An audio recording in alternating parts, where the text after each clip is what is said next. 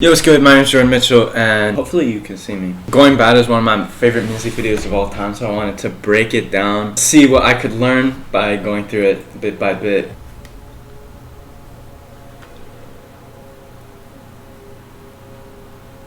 Interesting.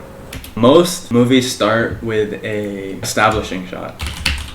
An establishing shot is basically a super wide angle from the outside of the location, and the idea is to set the scene, to show you where you're at. And most movies, most films either start their films like this or start their scenes like this. What's interesting is that here, the establishing shot is a close-up of the ceiling, and so it doesn't actually establish the location. You don't really know where you're at, and throughout the whole movie, or throughout the whole video, you still don't really know where you're at, but it establishes the feeling, which is just as important. So you get this super high-class luxury, high-class boss shit, like this as well, this helicopter shot. You don't necessarily know where this location is, probably like LA, Philadelphia, I don't know, but you get the vibes, like, oh shit, they have a helicopter shot. And also just like tactics here, the helicopter shot, the helicopter sound effects comes in before the cut, which kind of makes it a bit cleaner.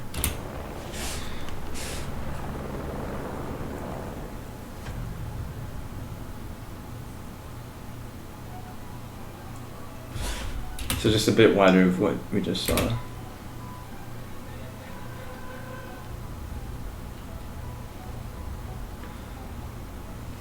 So still, you don't really know what's happening, you just feel the vibe, like the boss shit, like the dawn. Mostly white people up front. I don't know if that was intentional or if there's some symbolism.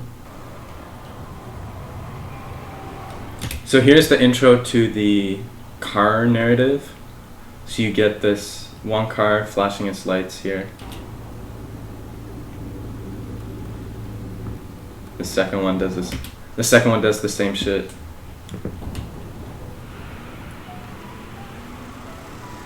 And they start going.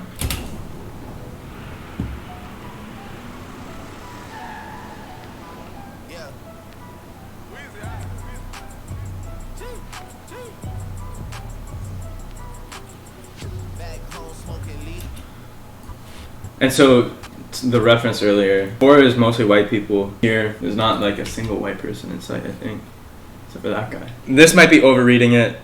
This was dropped in Black History Month. Maybe it's trying to say some shit of how they're, breaking ceilings. I don't know, maybe that's overreading it. But there's some other themes later in the video that I'll talk about that kind of touch on it.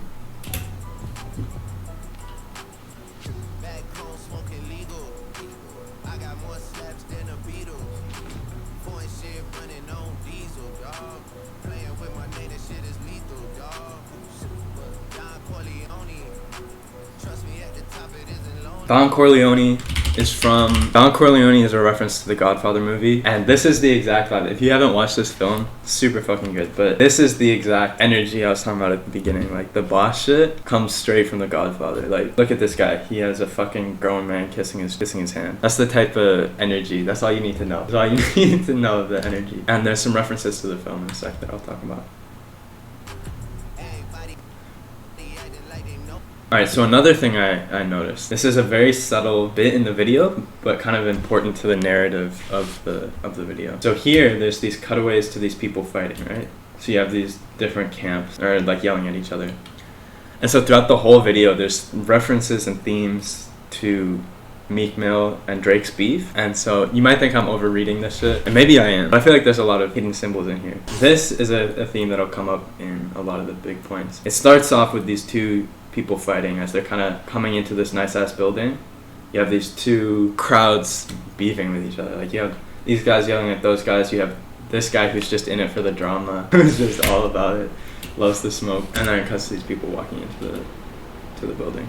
In some of the shots, Meek Mill and Drake are together, but here, it's just Meek Mill. Like, you can't see Drake anywhere.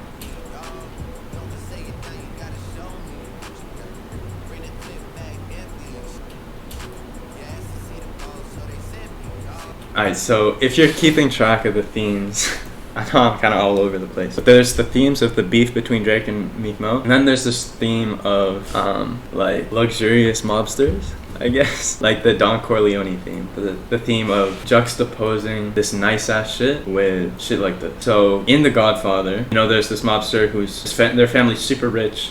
Like they have all this luxurious shit. They're always in suits. They're mobsters. Like they obviously have money. So that's like the nice grand part. And then, but they're still mafia. So they still have cold shit they have to do, like the assassinations, the business, the cold business side. And so throughout the video, they kind of play on that. So here, up until this point, all of the shots are these nice warm colors, like orange and reds, very warm lighting, and they're all in suits and shit.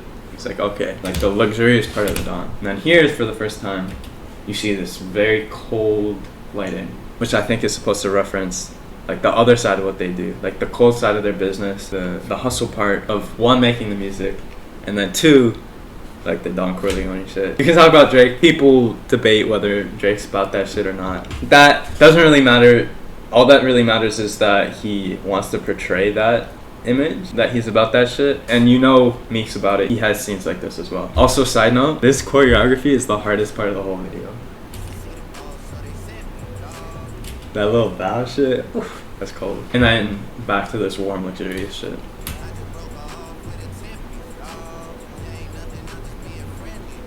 Also, the cameos in this shit are crazy. You just saw Nipsey there. There's hella.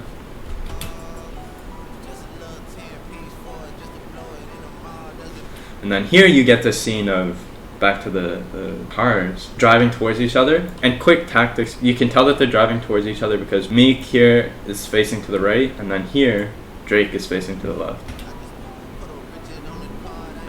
Ramp up the speed. This is a really nice cut that's about to happen. So this is a Wraith with the iconic starry shit, and then that on the beat. Oh, that's so nice. It goes with the piano, like duh, duh, duh. And it's like the kind of same style as some of these other cutaways of the photos that I'll show in a second. Dude,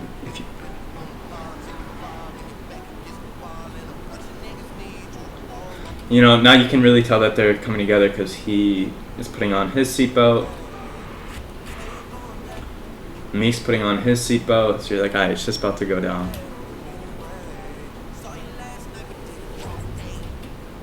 So this is actually the longest shot of the video, I think, other than the opening shot. I think there's like one of two meetings here. Either the beef of how when they first came together, like they're both top of their industry, top of their craft, and then they come together for the beef and shit goes down. The second could be that they were friends before, then they're kind of on their separate paths for a long time. And then now it's kind of like the inevitable coming together. Like now they're working together again. Anyways.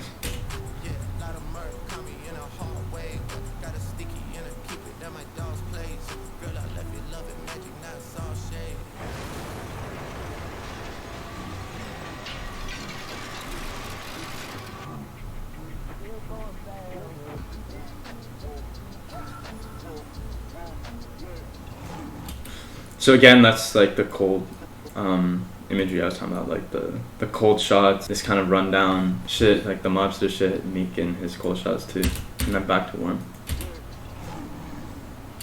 Also, just a side note, this is kind of dope. Not everybody can pull that off, but Meek can. So again, just quick tactics note. Here's another dope thing where the horses sound effects come in before the actual cut. So here's like where my playhead is about where the horses come in, and then it cuts.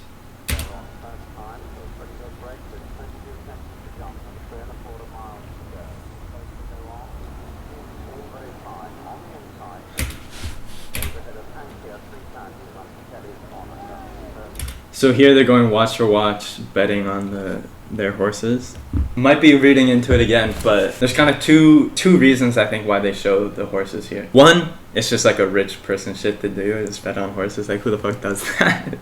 But two, it goes back to their beef. Like, you know, when they had their shit, people were making bets about who's gonna come out on top, like who's better for it. Even after the beef, like who's gonna recover the best. And so this could be a symbol for that, like representation of them before, like people making bets as to which of them will come out on top.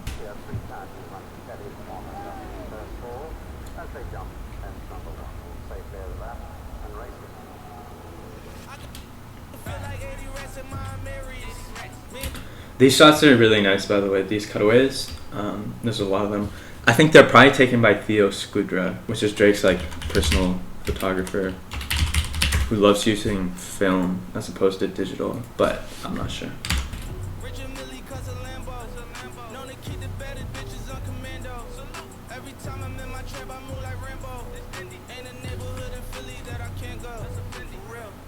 Okay, so now let's talk again about the Dawn theme, the like mobster boss theme, I guess. I don't know. Here you have this ratchet ass apartment, right? Unfinished walls, like shitty carpet, but then you have these super high class symbols. So you have this. Is that Ace Champagne? Is it Jay-Z though, sponsored by them? Oh yeah, Jay-Z owns it. So you have this expensive ass champagne that goes for like, I don't even know how much. These cigars, like you have him in his nice suit juxtaposed by this ratchet shit. Oh, and this matches up perfectly with the lyric. In a neighborhood in Philly that I can't go. One, because he's on his Dawn shit. He's like, he has links everywhere in Philly. He's like, I'm protected no matter where I go. And two, he's like, I can still go to like the rich ass parts. I can still go to the parts where the millionaires live.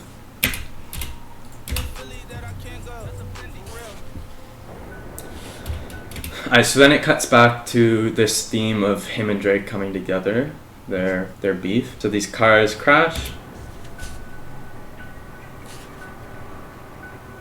And then you have this boardroom. And this is a direct homage to The Godfather. So in The Godfather, there's these 5 families, right? Which are like the crime families of New York at the time. They are all mafia families and they all run their own shit. Like they basically run the underpinnings of New York. And so the idea is that whenever there's conflict, they come together and resolve it, like what they're gonna do next, what they wanna do as a collective, trying to work their shit out. And so this is obviously an homage. You have the people standing behind. Here you have the nice fruits, you have the boardroom, and you have them signing this shit, so they're negotiating, right? These 2 camps are negotiating, and that goes back to the scene I was talking about earlier, where these 2 camps were fighting in the lobby. Now they're here civil, they're working their shit out.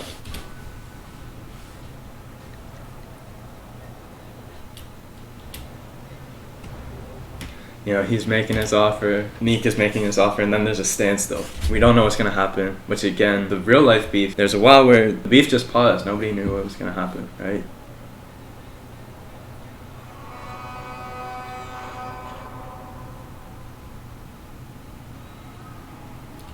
And then, again, you get the sound effect of people cheering before you see it. Then you see all these people partying together, people that were on both sides of the camps earlier.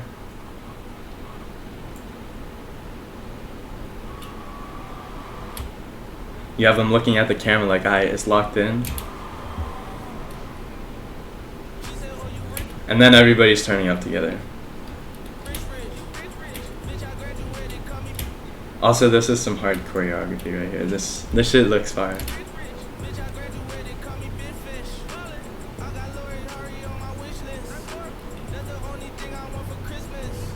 Another quick point, this isn't really related to any themes, but just a cool thing to learn from. This shot right here reminds me of this Alfred Hitchcock experiment, I guess. Alfred Hitchcock is a film director, one of the greatest of all times, and he did this experiment where basically he talks about, depending on what shots you see, it can alter the meaning of the shot. So here you have the identical first frame and the identical last frame. But if you just look at the left side here, angry, then he sees this little kid and then he's smiling. It's like, oh, he's just a sweet little grandpa. On the right, you see this old man. Then there's this girl that's in like seductive shit for the time. And he's smiling. The exact same shots, but on the right, he looks like a pervert. So here, you get this shot. You don't really know what it means. It could either be like a sexual reference. It looks like a razor. Like you're not sure if it's a razor or like some sexual shit or some drug shit. And then it goes to these blurry shots. So you're like, okay, it was some acid probably, or like some drug shit. Yo, look at this white guy. He is turning up. That guy, bro, this guy is happy. Also, look at the fucking cameos. Mikey Osiris, PNB Rock. I don't know who he is.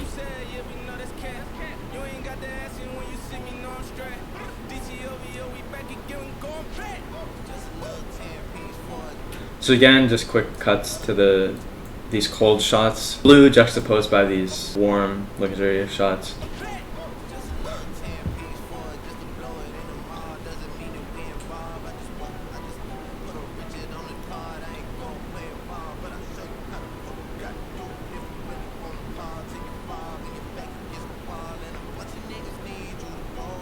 Again, just same references.